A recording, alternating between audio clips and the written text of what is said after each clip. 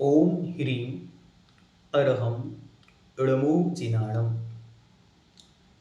वीतराग सर्वज्ञ अरिहंत महाप्रभु का यह पवित्र जिन शासन जयवंत हो। वीतराग सर्वज्ञ अरिहंत महाप्रभु जीव के विषय में बतलाते हुए कहते हैं कि जीव जीता है, उपयोग वाला है, अमूर्तिक है, स्वयं के परिणामों का करता है और अपने द्वारा किए गए परिणामों के फलों का भोगता है। जिस देह में रहता है उस देह के प्रमाण वाला है। आगे कहते हैं कि वह संसारथो, संसार में स्थित है। किस किस रूप में संसार में स्थित है? तो स्थावरों के रूप में पृथ्वी, जल, अग्नि, वायु, वनस्पति, 2 इंद्रियों में, 3 इंद्रियों में, 4 इंद्रियों में, असंगी पंचेंद्रिय, संगी पंचेंद्रिय आदि अनेक अवस्थाओं में स्थित है। संसारथो, संसार में स्थित है। विस्तार से इनकी चर्चा पूर्व में आपको हुई, वो डिस्क्रिप्शन में उनकी सारी लिंक उपलब्ध हैं, आप उन सबको अच्छी तरह से सुन सकते हैं। फिर एक विषय वहां पर आया कि उन्होंने कहा कि जीव शरीर में स्थित है। कब तक स्थित है? तब तक समुद्घात की अवस्था को प्राप्त नहीं होता। जैसे ही समुद्घात की अवस्था को प्राप्त होती है तो वही आत्मा मूल शरीर को छोड़े बिना और वह बाहर की ओर निकलती है। मूल शरीर को छोड़े बिना मतलब जैसे हमारी आत्मा अभी इस शरीर के अंदर स्थित है, तो इस शरीर को छोड़े बिना ही हमारी आत्मा किसी विशेष कंडीशन में बाहर की ओर निकलती है। इसका नाम समुद्घात है। इस स्थिति को समुद्घात कहते हैं। इनमें से ये 7 प्रकार के समुद्घात का वर्णन आपको विस्तार से पूर्व में किया, उसकी लिंक भी आपको डिस्क्रिप्शन में दे देंगे। ठीक है।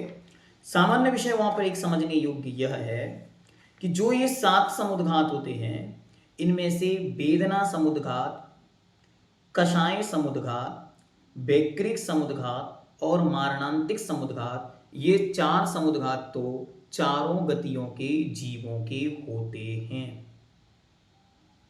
ध्यान से फिर से देखें, वेदना, कषाय, वैक्रिक और मारणांतिक, ये चारों समुद्घात चारों गतियों के जीवों के होते हैं। वेदना समुद्घात जीवन में कभी भी जीव को बहुत अधिक वेदना होने पर होती, चाहे बुखार में वो वेदना हो, किसी के एक्सीडेंट में वो वेदना हो, किसी को कोई बीमारी पर वो वेदना हो, किसी के मरण के, जैसे मानो नरक के स्पर्श मात्र से ही ऐसी महान वेदना होती है, जैसे हजारों बिच्छू एक साथ डस लिए तो वहां की वेदना हो, या अन्य रूप में कोई भी वेदना हो, तो वेदना के समय वेदना समुद्घात हो सकता है। हो ही, ये कंपलसरी नहीं है, हो सकता है।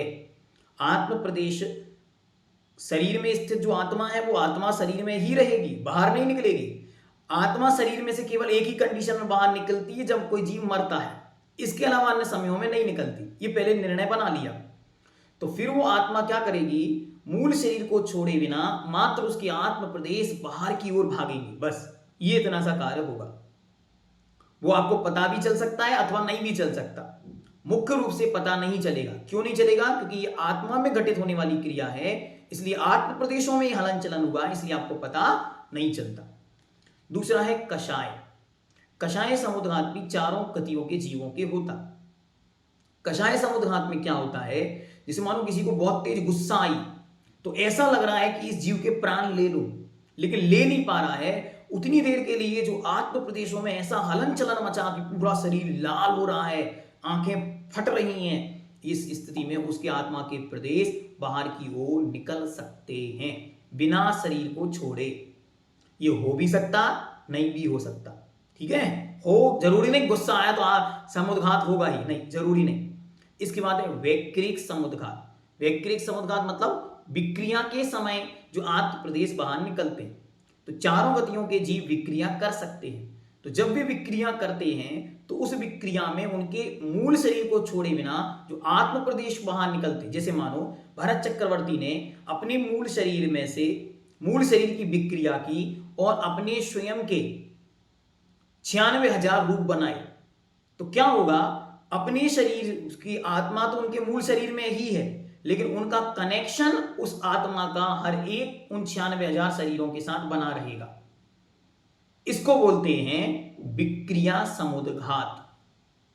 तो जब कोई जीव विक्रिया करता है तो उसका जो अपनी विक्रिया के साथ कनेक्शन बनाने के लिए, जो रिलेशन बनाने के लिए जो आत्म प्रदेश जुड़े रहते हैं, क्योंकि उन्हें भी काम करना है, तो काम कैसे करेंगे? तो मूल शरीर के साथ उनका कनेक्शन बना रहता है। इसका नाम ही यहां पर क्या है? वैक्रिक समुद्घात है। इसके बाद होता है मारणांतिक समुद्घात।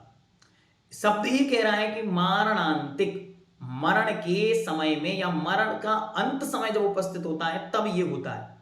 तो कोई जीव मानो मरण को प्राप्त होने वाला है, लास्ट अंतर मुहूर्त बचा है और उसके मन में ऐसा भाव आए कि अब मैं कहां जाने वाला हूं, और यदि उस जीव ने पहले से आयु का बंध कर लिया हो तो वो जीव जहां उत्पन्न होने वाला है उस स्थान को छू कर आ सकता है। इसको बोलते हैं मारणांतिक समुद्घात। ये सबके हो सकता है, हाँ, चारों गतियों के जीवों के हो सकता है, लेकिन सभी के हो ऐसा कोई कंपल्सन नहीं। ठीक है, किसी किसी के होगा, लेकिन उसमें उनको ये पता नहीं चलेगा कि हमने कहां छुआ है, कि कहां हमारा जन्म होने वाला है, ऐसा कुछ भी उनको बोध नहीं होगा। ठीक है, इसके बाद है तेजस, आहारक और केवली। ये तीन समुद्घात केवल मनुष्य गति में मुनि महाराजों के ही होते हैं। फिर से, तीन, तेजस, आहारक और केवली, ये समुद्घात, तीन समुद्घात केवल मनुष्य गति में, और वे भी केवल विशिष्ट मुनिराजों के ही होते हैं, सामान्य सर्व मुनिराजों के भी नहीं होते। तेजस में हमने आपको बताया उनके शरीर से तेजस पुतला निकलता है, अशुभ में अशुभ रूप, शुभ में शुभ रूप, और वो लौटकर उनके शरीर में प्रवेश करता। आहारक में भी उनके शरीर से एक पुतला, मस्तक से एक पुतला निकलता, वो जाता है, शंका का समाधान करके वापस लौट के आ जाता। और अंतिम जो होता है वो केवली भगवान के 13वें गुण स्थान में होता, 14वें गुण स्थान में होता। 13वें गुण स्थान के अंत में ही, जब मानो अंतर मुहूर्त समय बचा है, 13वें और 14वें के बीच का जो समय है, क्योंकि 14वें में थोड़ा सा समय होता है, तो 13वें गुण स्थान के अंत में जो अंतर मुहूर्त समय लास्ट बचा है, पूरी उनकी आयु का, आयु जो उनके केवली भगवान की जब अंतर मुहूर्त शेष रहती है तब उस काल में होता। हो नहीं भी हो, दोनों प्रकार की स्थितियां देखने को मिलती, किन्हीं के होता भी है, किन्हीं के नहीं भी होता है। ठीक है, अब वह जीव जो संसार में स्थित है उसको बोलते संसारत्थो।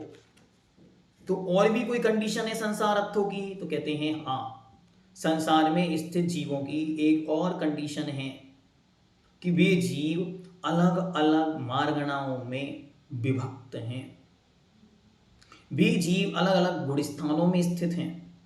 तो उन जीवों को ढूंढने के लिए कौन सी गति में है, कितनी इंद्रिय वाला है, कौन सी उसकी कषाएं हैं, कौन सा उसका गुण स्थान है, इन सबको भी संसार में डिवाइड किया गया है।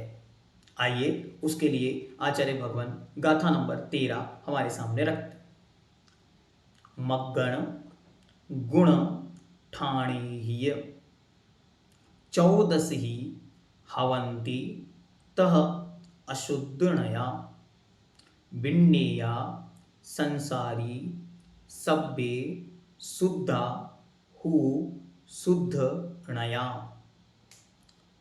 मग्गण गुण ठाणीय 14 ही हवन्ति तह अशुद्धनया विन्नेया संसारी सब्बे शुद्धा शुद्धनया। एक एक शब्द का अर्थ देखें। मग्गण अर्थात मार्गणा, गुण ठाणीय और गुण स्थानों के द्वारा 14 ही 14 प्रकार के हवंती होते हैं, तह तथा अशुद्धनया अशुद्ध नय से विन्नेया जाननी चाहिए। वे संसारी जीव 14 मार्गणाओं और 14 गुण स्थानों के द्वारा भी जाननी चाहिए। कब? अशुद्ध नया व्यवहार से। क्यों ऐसा क्यों कह रहे हैं? क्योंकि सब्बे शुद्धाहु शुद्धनया, क्योंकि शुद्ध नय से तो सभी जीव शुद्ध ही हैं, वहां अशुद्धि का कोई स्थान है ही नहीं। शुद्ध नय से संसारी जीव भी सिद्धों के समान हैं, इसलिए उनमें कोई गुण स्थान नहीं, उनमें कोई मार्गणा नहीं, उनमें कोई पर्याप्तियां नहीं, उनमें कोई जीव समास आदि के माध्यम से विभाजन नहीं किया जा सकता।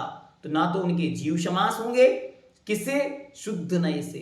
निश्चय नय की अपेक्षा तो हर द्रव्य सिद्धों के समान शुद्ध दिखाई देगा, प्रत्येक जीव द्रव्य सिद्धों के समान शुद्ध है। तो ना तो उनके कोई गुण स्थान की चर्चा करनी, ना उनके कोई जीव समासों की चर्चा करनी, ना ही उनकी किसी मारणाओं की चर्चा करनी। ये चर्चा तो किन के लिए है? ये चर्चा तो संसारी जीवों के लिए है। ठीक, आइए अब इसको विस्तार से देखते। तह तथा संसारी जीव अशुद्ध नया अशुद्ध नय से या व्यवहार नय से 14 ही 14 मग्गण गुणठानीय मार्गणा और गुण स्थानों की अपेक्षा से, या मार्गणा और गुण स्थानों के द्वारा 14 प्रकार के हवंती होते हैं। शुद्ध नया शुद्ध नय की अपेक्षा से सब्बे सभी जीव हु नियमतः निश्चय से शुद्धा शुद्ध विण्णेया जानने चाहिए। सब्बे शुद्धाहु शुद्ध नया, बार बार इसका चिंतन किया करो कि सब्बे शुद्धाहु शुद्ध नया, सभी जीव शुद्ध नय से शुद्ध ही हैं, उनमें अशुद्धि का कोई स्थान नहीं है। सबके सब, चाहे सिद्ध भगवान हो और चाहे संसार की कोई भी आत्मा जीवात्मा हो, सब बराबर ही हैं, उनमें कोई अंतर नहीं है। इसी का नाम है सब्बे शुद्धाहु शुद्ध नया। विशेषार्थ, इस गाथा में आचार्य प्रवर ने 2 शब्द विशेष रखे कि संसारी जीव 14 मार्गणाओं और 14 गुण स्थानों के द्वारा जानने योग्य हैं।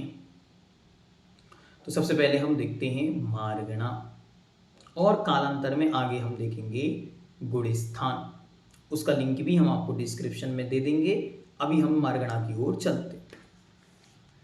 जिन जिन गुणों धर्मों विशेषों में जीवों की खोज की जाए उसे मार्गणा कहते हैं। मार्गणा शब्द का अर्थ होता है खोजना। तो जिन जिन धर्मों या गुणों के विशेषताओं के माध्यम से जीवों को खोजा जाए उसे कहते हैं मार्गणा। अब संसारी जीव हैं और अनंत जीव हैं, तो इनको खोजेंगे कैसे? तो इनको गति के माध्यम से खोजें कि ये नरक गति का जीव है, ये देव गति का जीव है, ये त्रिंच गति का जीव है आदि।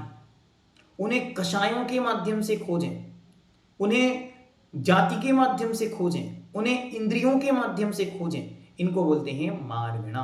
तो ये मार्गणाएं कितनी होती हैं? मार्गणाएं होती हैं 14।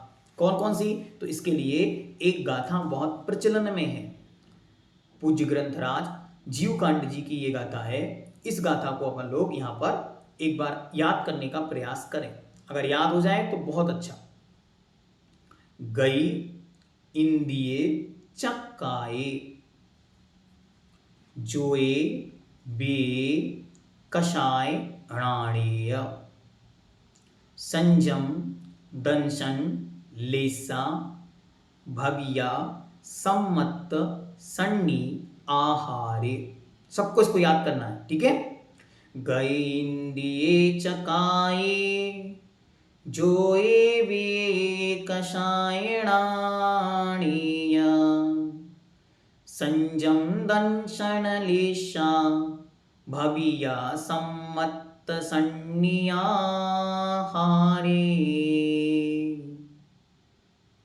अब ये 14 मार्गणाएं क्रमशः यहां बतलाते हैं। पहला, गई मतलब गति, इंद्री, काय, योग, वेद, कषाय, ज्ञान, संयम, दर्शन, लेश्या, भव्य, सम्यक्त्व, संगी और आहार। ये होती हैं 14 मार्गणाएं। इन 14 स्थानों के द्वारा जीवों की खोज की जाती है, जीवों को ढूंढा जाता है। कहाँ कहाँ जीव हैं? तो जितने भी संसारी जीव हैं वे सभी के सभी संसारी जीव इन्हीं 14 मार्गणाओं में से कहीं ना कहीं स्थित हैं। इसलिए इन मार्गणाओं को समझना बहुत आवश्यक हो जाता। तो सबसे पहले गति। गति क्या है? तो गति नाम कर्म के उदय से उत्पन्न होने वाली पर्याय अथवा चारों गतियों में गमन के कारण को गति कहते हैं। और ये गति कितने प्रकार की है? 4 प्रकार की। नरक, त्रियंच, मनुष्य और देव। ठीक, इन चारों में जीव को खोजना, ये हो गया गति मार्गणा। तो हम लोग कौन सी गति के हैं? अच्छी तरह लगाएं। एक ग्रंथ है 24 ठाना, उस 24 ठाना के अंदर इन्हीं सब बातों का बार बार रिपीटेशन होता। तो आप लोग अपने लिए ढूंढे हम कौन हैं? तो हम लोग मनुष्य गति के जीव हैं। ठीक है, अब आगे चलते हैं। आगे है इंद्रिय मार्गणा। जिसके द्वारा संसारी जीव की पहचान होती है उसे इंद्रिय कहते हैं। इंद्रियां कितनी हैं? तो इंद्रियां 5। स्पर्शन, रसना, घ्राण, चक्षु और कर्ण, ये 5 इंद्रियां हैं। अब आप अपनी इंद्रिय ढूंढ लो, इनमें से हमारी कौन सी इंद्रियां हैं? तो हम पंच इंद्रिय जीव हैं, हमारी 5 इंद्रियां हैं। ठीक है, इसके बाद आया काय। काय काय मतलब होता है जीवों का समूह, इसको काय कहते हैं। तो काय कितनी प्रकार का? काय होती है 6 प्रकार की। पृथ्वी काय, जल कायक, अग्नि कायक, वायु कायक, वनस्पति कायक और त्रस कायक। त्रस कायक में 2 इंद्रिय से लेकर 5 इंद्रिय तक सभी जीव आ जाएंगे। तो हम कौन से काय हैं? जल्दी, त्रस कायक। ठीक, फिर इसके बाद आया जोए। जोए मतलब योग। तो योग क्या है? तो योग का अर्थ है मन, वचन और काय के निमित्त से आत्म परिणामों में जो आत्म प्रदेशों में परिस्पंदन, हलन चलन होता है, उसका नाम योग है। और वह योग कितने प्रकार का? तो सामान्य से 3 प्रकार का और विशेष से 15 प्रकार का। तो सामान्य से मन, वचन और काय। फिर मन भी 4 प्रकार का, सत्य, असत्य, उभय, अनुभय। वचन भी 4 प्रकार का, सत्य, असत्य, उभय और अनुभय। फिर इसके बाद काय। काय 7 प्रकार की, औदारिक, औदारिक मिश्र, वैक्रिक, वैक्रिक मिश्र, आहारक, आहारक मिश्र और कारमण।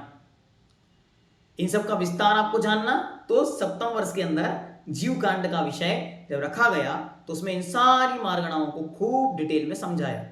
तो वो सारी चीजें आप वहां से देख सकते हैं। यदि आपको अपेक्षित हैं और आप पढ़ना, समझना, देखना चाहते हैं तो आप हमको कमेंट बॉक्स में उसको बता सकते हैं। ठीक है, बाकी हम डिस्क्रिप्शन बॉक्स में एक बार पूरा मार्गणा अधिकार दे देंगे, जिससे आप लोग मार्गणाओं को और डिटेल में समझ सकते हैं। अब यहां पर हम देखें तो मन, वचन, काय हमारे पास तीनों हैं, तो तीनों हमारे ये बन गए। अब विस्तार में देखेंगे तो विस्तार में मन, वचन, काय में से मन, वचन तो हमारे पास 8 हो सकते। ठीक है, 8 के हो सकते, लेकिन काय में से केवल अभी हमारे पास 2 ही हैं, एक औदारिक काय और एक कारमण काय। ठीक है, फिर हम आगे चलते हैं। तो आगे क्या आता है? गय इंद्रिय च काय जो वेद। वेद मतलब वेद। तो वेद 3, पुरुष वेद, स्त्री वेद और नपुंसक वेद। तो एक समय में एक वेद, तो किसी का स्त्री, किसी का नपुंसक, किसी का पुरुष वेद। ठीक है, वो अपना अपना अपने हिसाब से उसको लगा लें। उसके बाद कषाय। तो कषाय कितनी? कषाय सामान्य से 4, विशेष से 16 और विस्तृत करेंगे तो 25। ठीक है, तो सामान्य से 4 एक समय में हमारे एक कषाय होती ही है। ठीक है, हम लोग सब रिश्तेदार हैं। हम कहते हैं कि ये कषाय कैसी है? हमारी आपकी अनादिकालीन रिश्तेदार हैं। आगे ऋणान। ऋणान मतलब होता है ज्ञान। तो ज्ञान मार्गणा कितने प्रकार की? ज्ञान मार्गणा 8 प्रकार की। क्यों? क्योंकि हमें उनको भी तो लेना है जो मिथ्या दृष्टि है, अगली सम्यक दृष्टि थोड़ी ना लेने, सब जीवों को खोजना है ज्ञान की अपेक्षा। तो ज्ञान मार्गणा 8 प्रकार की। कुमति, कुश्रुत, विभंग या कुअवधि, मति, श्रुत, अवधि, मनःपर्याय और केवल ज्ञान। फिर इसके बाद आया संयम। संयम मतलब संयम। तो संयम मार्गणा कितने प्रकार की? संयम मार्गणा है 7 प्रकार की। सामायिक, छेदोपस्थापना, पर्याय विशुद्धि, सूक्ष्म सांप्राय, यथाख्यात, फिर संयमा संयम मतलब पंचम गुण स्थान, और फिर असंयम मतलब 1 से 4 गुण स्थान। ठीक है, क्योंकि सब जीवों को ग्रहण करना है तो सब जीव इसके अंदर आ जाएंगे। फिर इसके बाद आता है दर्शन। दर्शन मतलब दर्शन। दर्शन 4 प्रकार का, चक्षु, अचक्षु, अवधि और केवल। हमारे पास अभी 2, चक्षु और अचक्षु। अच्छा, संयम में असंयम में हमारे कौन क्या? तो अगर पहले से 14 गुण स्थान तक हैं तो हम सब असंयमी। ठीक है, किन्हीं की प्रतिमाएं, 2 प्रतिमाएं जिनकी, उनके संयमा संयम। ठीक, और कोई मुनि महाराज हैं तो उनके ऊपर वाले कहे गए सामायिक, छेदोपस्थापना आदि के रूप में भेद उनके विभक्त होंगे। फिर इसके बाद आता है लेस्या। लेस्या, लेस्या भी 6 प्रकार की, कृष्ण, नील, कापोत, पीत, पद्म, शुक्ल, और एक समय में एक जीव के एक लेस्या होती। ठीक है, आगे भव्या। भव्या मतलब भव्य। भव्य मतलब जो रत्नात्रय की प्राप्ति की योग्यता रखता है, मोक्ष जाने की योग्यता रखता है, वो भव्य। और जो उस योग्यता से रहते हैं वो अभव्य। तो आप लोग अपने आप को क्या मानते? 2 प्रकार का है, भव्य और अभव्य। जो जिसको माने वो अलग, लेकिन हम अगर अपने आप को भव्य मानेंगे तो अवश्य ही हमारे अंदर बहुत कुछ अच्छी अच्छी चीजें प्रकट होने की शक्ति, क्षमता बनी रहेगी। और अभव्य मानेंगे तो प्रसुप्त रहेंगे, कुछ कर नहीं पाएंगे, इसलिए। ठीक है, तो भव्य मानने में फायदा है। फिर इसके बाद आता है सम्यक्त्व। सम्यक्त्व मतलब सम्यक्त्व मतलब श्रद्धान, तत्वों पर सच्चा श्रद्धान। ये कितने प्रकार का? तो यह होता है 6 प्रकार का। 6 प्रकार का कौन कौन सा? क्रमशः देखें, मार्गणा देखनी है तो उपसम सम्यक्त्व, क्षयोपशमिक सम्यक्त्व, छायक सम्यक्त्व, फिर तृतीय गुण स्थान वाला, तृतीय गुण स्थान वाला सम्यक मिथ्यात्व या मिश्र, दूसरी गुण स्थान वाला सासादन, और पहले गुण स्थान वाला मिथ्यात्व। ठीक है, तो आप कौन से गुण स्थान में उसके अनुसार लगा सकते। हम अपना बता देते, हमारा छायोपशमिक सम्यक्त्व है, चौथा गुण स्थान छायोपशमिक सम्यक्त्व। आप लोग अपना अपना लगा लो व्यवस्था के अनुसार। आगे आगे सन्नी। सन्नी मतलब संगी। तो संगी हैं या असंगी हैं? तो आप अपन लोग पंचेंद्रिय संगी हैं, तो संगी लग गया। इसके बाद आता आहारक। आहारक, तो आहारक और अनाहारक 2 प्रकार के होते। तो आप सब अभी आहार ग्रहण कर ही रहे हैं, वर्गणाओं के साथ जी रहे हैं, तो इसको बोलो आहारक। ठीक है, इस प्रकार ये आपके मार्गणाओं का विषय यहाँ पर पूर्ण हुआ। अब इसमें अपन ने अपने विषय में जाना। ऐसे ही हम संसार के प्रत्येक जीव को अच्छी तरह जान सकते हैं। कौन जीव कहाँ स्थित है, ये सारे संसारी जीवों के लिए है। मुक्त जीव कैसे हैं? मुक्त जीवों के लिए अलग व्यवस्था है, वे सब इन सबसे मुक्त हैं, इसलिए कहेंगे कषाय मुक्त। बाकी सब चीजों से मुक्त मुक्त मुक्त मुक्त जो हैं वे सिद्ध जीव हैं। तो एक बार पुनः वापस गाथा की ओर चलते हैं। गाथा क्या कह रही है? मग्गन गुण ठाणेय, मार्गणा और गुण स्थान के द्वारा 14 प्रकार के हवंती होते हैं। तह तथा अशुद्ध नया बिण्डिया, अशुद्ध नय से जानने चाहिए। कौन? संसारी। संसारी जीव अशुद्ध नय से 14 प्रकार के गुण स्थान और 14 प्रकार की मार्गणाओं के द्वारा जानने चाहिए। सभ्ये शुद्धा शुद्ध नया, सभी जीव शुद्ध नय से शुद्ध ही हैं, क्योंकि हमने पहले दिन आपको कहा था शुद्ध नय निश्चय नय अशुद्धि को नहीं देखता, शुद्ध नय निश्चय नय मात्र शुद्ध अवस्था को देखता है। सो उनकी दृष्टि में तो सब सिद्धों के समान हैं। तो जब आप निश्चय की दृष्टि से देखोगे कोई गलतियां नहीं दिखेंगी, कोई दोष नहीं दिखेगा, सब दोषों का विराम ही शुद्ध नय है। इसलिए वहाँ शुद्ध नय के माध्यम से ही सारे भव्य संसारी जीवों में भी, सुनो, भव्य अभव्य का अंतर मिटाकर सब जीवों में भविष्य के भगवान का दर्शन करता है। और अशुद्ध निश्चय नय रागी, द्वेषी, मोही, कामी, नारकी, त्रियंच आदि आदि रूप में देखता है। अशुद्ध नय गुण स्थानों में देखता है, ये मिथ्या दृष्टि, ये सम्यक्त्व, ये मुनि आदि। और शुद्ध नय कोई गुण स्थान नहीं देखता, शुद्ध नय तो मात्र एक अवस्था को देखता है, आत्मा की परम पवित्र पारिणामिक अवस्था। उसके पर ही उनका फोकस होता है। हम सब अपनी दृष्टि को शुद्ध नय के अनुसार शुद्ध शुद्ध बनाते चलें और संसार समुद्र से पार होकर सदा सदा के लिए शुद्ध होकर और अनंत सिद्धों के सागर में मिल जाएं। ऐसी मंगल भावनाओं के साथ जैनम जयतु शासनम।